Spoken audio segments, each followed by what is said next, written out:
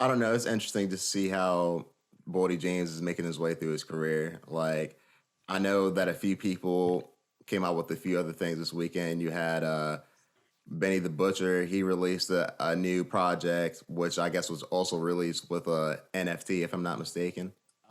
Actually, nah. It was actually what he did was he put out the Pyrex Picasso Okay. as an album, and then to to commemorate the Plugs I'm at one, I think as his 2-year anniversary, he put out an NFT album card for that also. So he did. It was like two different things he was doing at once. The NFT card, from my understanding, it came with like I guess so many people that won the buying of it would get like either a phone conversation with Benny the Butcher for 15 minutes, go to like his concerts, autographs, I think a FaceTime. But I know there was one stipulation that you cannot rap to Benny the Butcher, even if you did. Yeah, it was one of those things. And because it said you get to have like a 15-minute phone call with them or a Zoom call with them, and there's no rapping allowed. But some people are going to try and rap for that whole 15 minutes, though. And it's going to get Benny shutting off in 30 seconds. I mean, I would too if I put that rule out. Like, hey, I cclearly said no rapping, so yeah, don't do that. Like, we're gonna talk, conversate. That's it. Yeah, exactly. But he ended up putting that. Ended up putting that project out. I'm curious to see how that. I'm not quite sure how that performance went in terms of the sales. Yeah, the sales from it, but I do know that was like something he was pushing. I think it was with a company called Ubiquita or something like that, or Unique, or it's something like that, something to that nature. Correct me if I'm listeners. Correct me if you know what I'm talking about, and just leave it in the comments or something. But yeah, but he also did drop an album called Pyrex Picasso, which I listened to, which I really did like. I liked it too. Guys, you guys gonna kill me. I didn't listen to it. Wow. Really? I thought I saw you. I follow. We follow each other on Apple Music. I thought I saw you. Crazy. I played the song with him at Conway. I did play that song, and I did like that song a lot. I know what you're talking about on Apple Music. You can see who your friends are listening to. It's kind of invasive, but yeah. I mean, you could you can make it private, I think. Okay. Oh, word. Okay. Yeah. Cool. Yeah. But yeah, man. Like, I did listen to this song with him at Conway, which I think is the last song on the project. I liked it. I thought that song was fire. No complaints, no squabbles about it. Excuse me. But I didn't listen to the project at whole because I was actually listening to the Bo Jackson LP. So I will be listening to Benny the Butcher. I fucks with Benny. I am going to listen to it. But if I'm not mistaken, I think he said that he made that project like 3 years ago and he just decided to release it now. Yeah. So this is not like the big album with the rumored Drake feature on it and all that stuff. So I will listen to it. Like I said, I did like the Conway song, but you guys should let the listeners know what you think of the Pyrex Picasso project. Well, I listened to it and I liked it. You know what I mean? Like, I was just, to me, it didn't really feel like something he made 3 years ago. That's kind of interesting that it's like that. Because, I mean, he's still, like, rapping at a high level. I think there was I can't remember who the feature is, but I know he was also on the Versace tape. I can't remember the rapper's name at the moment, but. Oh, yeah, hold on. No, I think he only had, like, West Side Gun. Oh, El Camino. El Camino. Yeah. El Camino. Yeah. He had an El Camino feature on there, and I enjoyed that, actually. I'm curious to see as to who El Camino might work with production-wise in the future, because I feel like he can actually release, like, a pretty nice project. Well, El Camino, he had a bunch of projects out, man. I like listening to El Camino, too. He's part of I don't know if he's Griselda or he's, like, an affiliate or he's under BSF. I don't really know, but what I do know, he does rap with the Griselda guys a lot, and he has. You should look up his catalog on Apple Music or Spotify, because I know that's what you use mainly. So, yeah, he's a dope rapper though. Maybe I'm just not familiar, but I like the project though. Yeah, El Camino. He's actually he's like you remember when Griselda first came out and we were seeing like Griselda with I forget the other rappers. It was like El Camino.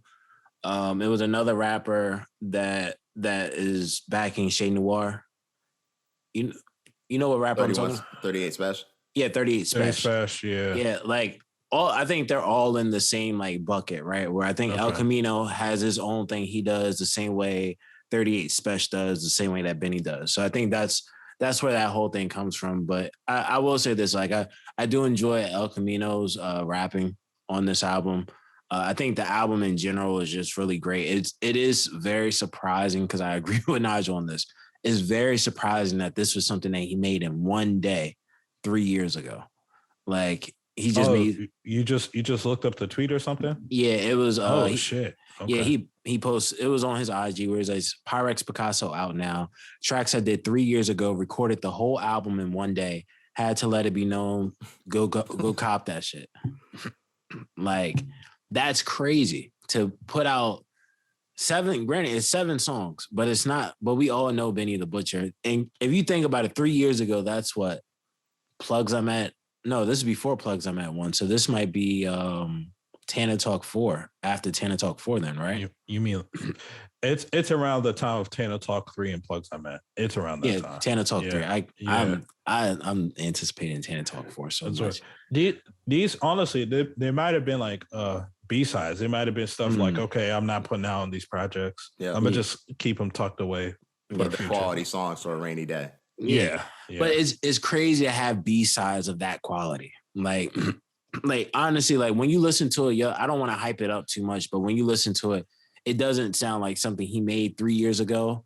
And it doesn't sound like it was something that was, it sounded like something that was supposed to be on an album. Well, he's also a high quality rapper. So like at this point, we expect a certain, criteria of rapping from Benny. Like, you know what I mean? Like it's pretty, the level's pretty high for him. Yeah. Nah, that's true. That is true. Definitely when it comes to like artists like that, like, because a certain skill set is always necessary. But like, even like, I mean, you have other artists that did NFT albums, right? That there's a certain bar for them. Like someone like Tory Lanez, for instance, right? He put out an NFT album last week, and I think he had used the diss song with to Cassidy as one of the promoting songs for this. Because he ended up selling a million copies of an album for $1 a piece on an NFT, and it sold out in a matter of minutes, from what I heard. That I got to give props. That's actually dope. Imagine if more artists were like, "Hey, look, I'm going to sell my album for $1 a piece."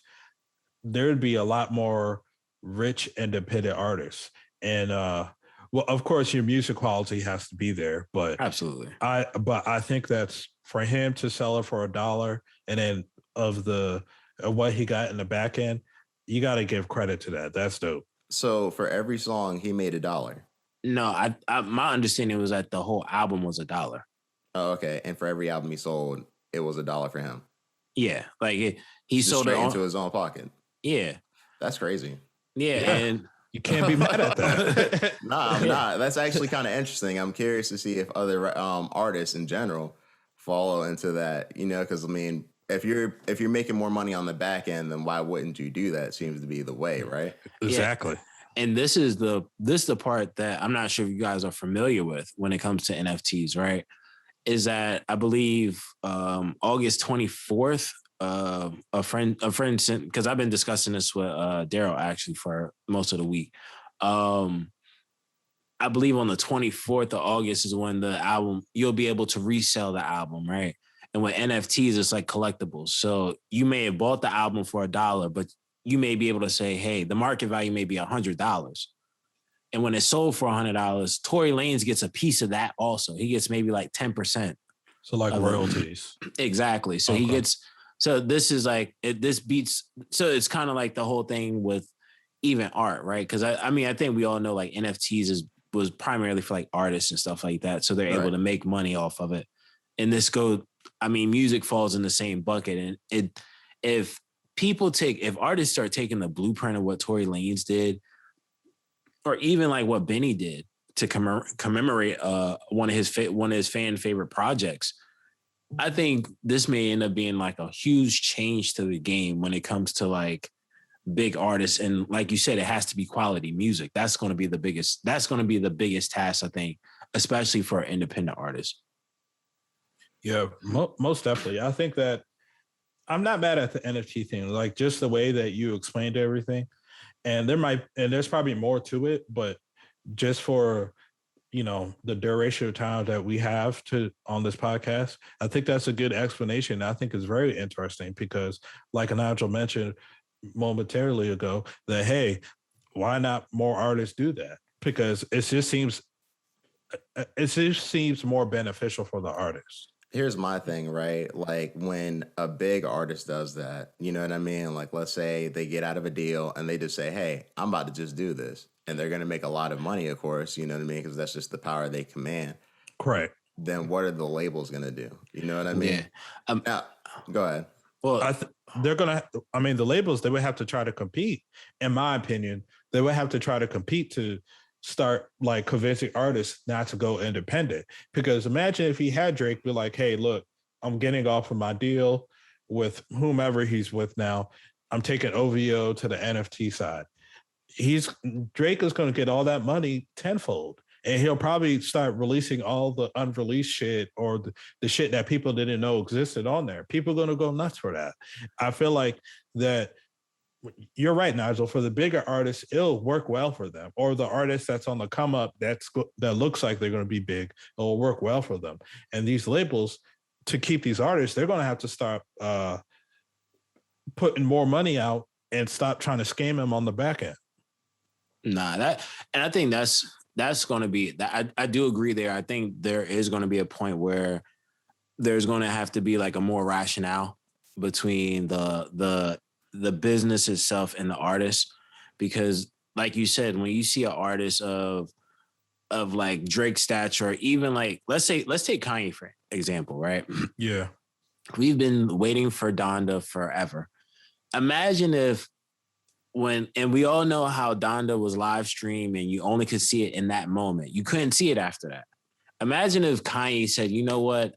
I'm going to record this and we're going to film this. We're going to present it to the world. And after that, you only could buy it through an NFT," right? Imagine if he did his whole performance that he did and it was the actual album and he sold the Donda album like that.